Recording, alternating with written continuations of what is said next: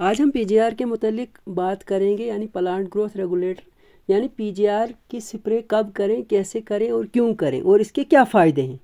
मुख्तलिफ पीजीआर आपको बाज़ार में अवेलेबल हो सकते हैं, यानी आप कोई भी पीजीआर बाज़ार से ले सकते हैं जिसकी स्प्रे आप फूलों पर कर सकते हैं।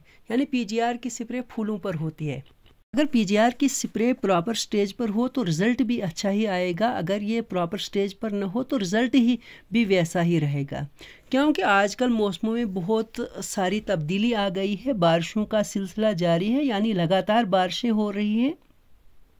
तो हमारे दर्जा हरारत, हमारे इलाकों में दर्जा हरारत में भी बहुत गिरावट आई है। यानी नाइट टेम्परेचर की बात करें, हम डे टेम्परेचर की बात करें, वो काफ़ी ड्रॉप हो गया है। ये जो फूल होता है ये काफ़ी नाजुक होता है, इसको ठंडी हवा के कारण बहुत ज़्यादा नुकसान पहुंचता है। अगर इसको फास्ट इंजरी होगी तो इस फूल की डेथ हो सकती है। पीजीआर इसको फास्ट इंजरी से बचाता है।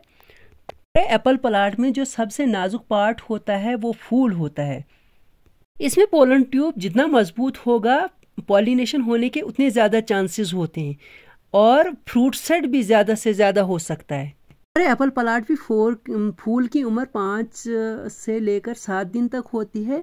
इन दिनों अगर फ्रूट बनने के बड़े चांसेस होते हैं। ये फूल जो हैं ये मुख्तलिफ अवकात में मुख्तलिफ इंटरवल में खुल जाते हैं। मिसाल के तौर पर अगर हम फूल का एक क्लस्टर देखेंगे, एक क्लस्टर में 5 फूल होते हैं।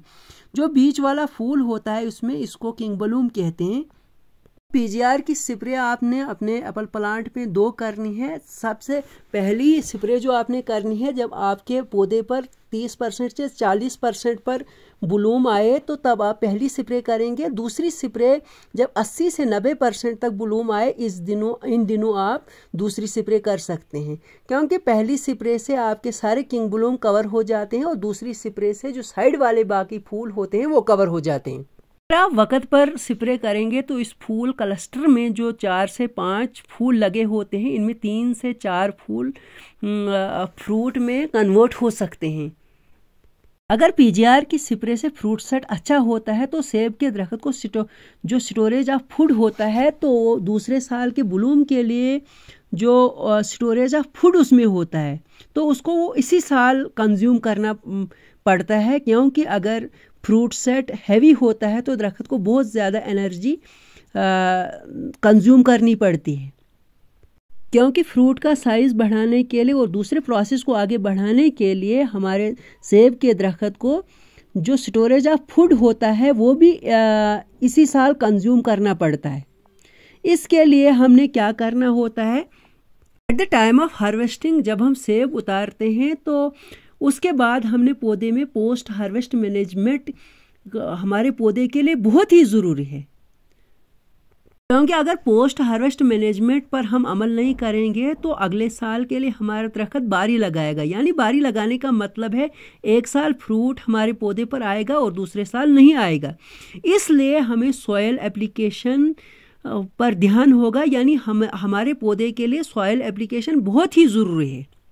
कुछ लोग हार्वेस्टिंग के बाद सिर्फ स्प्रे करते हैं, इससे हमारा पौधा ओवरकम नहीं दे सकता है, क्योंकि इससे आपको नतीजा अच्छा नहीं मिल सकता है। इसलिए आपने सॉयल एप्लीकेशन में क्या करना होगा, आपने सॉयल एप्लीकेशन में एमपीके अप्लाई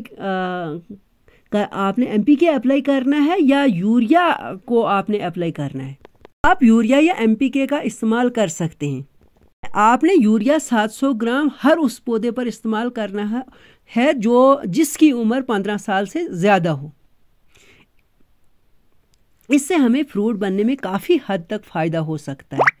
अगर पोस्ट हार्वेस्ट मैनेजमेंट हम न करें तो हमारा पौधा हर साल फल नहीं देगा।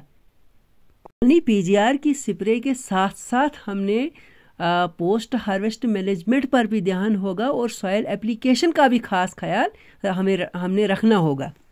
और प्लांट ग्रोथ रेगुलेटर यानी पीजीआर से जो आपके पौधे में फ़ायदा होगा, यानी फ्रूट अच्छा आएगा। अगर फूल कम भी लगे हों तो उनको भी फ्रूट में कन्वर्ट होने में वो काफ़ी मदद करेगा। उससे हमारे किसान भाइयों को यानी हमारे बागबानों को काफ़ी इंटरेस्ट बढ़ेगा और वो लगातार अपने बागों में मेहनत करने की कोशिश करेंगे। इसलिए हमने पीजीआर का ज़रूर इस्तेमाल करना है। हमने पीजीआर अपने पौधे को पूरे साल हमने ख्याल रखना है कि हमारे पौधे में किन किन चीज़ों की ज़रूरत होती है।